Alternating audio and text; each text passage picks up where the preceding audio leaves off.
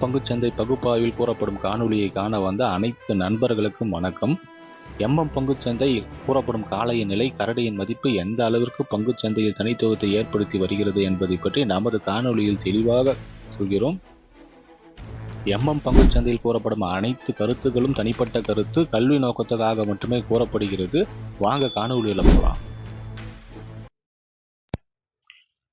நாளைய பங்குச்சந்தை சென்செக்ஸோட நிலை மற்றும் மதிப்பை பார்ப்பதற்கு முன்பு இன்று பங்குச்சந்தை சென்செக்ஸ்ல என்ன நடந்ததுன்னு சொல்லி பார்ப்போம். திங்கட்கிழமை பங்குச்சந்தை முடிவில் நம்ம என்ன பேசியிருந்தோம்னா 85,638 நேர்மறைனும் 85,558 எதிர்மறைனும் பேசியிருந்தோம். இன்று பங்குச்சந்தையோட துவக்கம் 85,325. இது இலக்கு 1க்கு மேலதான் பங்குச்சந்தை இது துவக்கப்படுகிறது.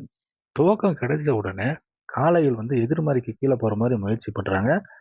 ஆனா துல்லியமான இலக்கு 85,558 இலக்குல கரடிகள் தடுத்து நிறுத்தி இலக்கு 1 அடையிறாங்க. இலக்கு 1 அடைந்தவுடன் கரடிகள் அதனோட இலக்கு 2ஐயும் அடையிறாங்க.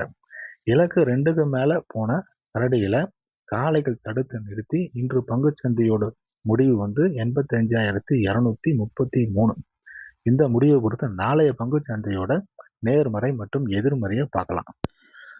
நாளைய பங்குச்சந்தை சென்செக்ஸோட நேர்மறை 85,238, இலக்கு 1 85,362, இலக்கு 2 85,632, எதிர்மறை 85,158, இலக்கு 1 85,032, இலக்கு 2 84,862.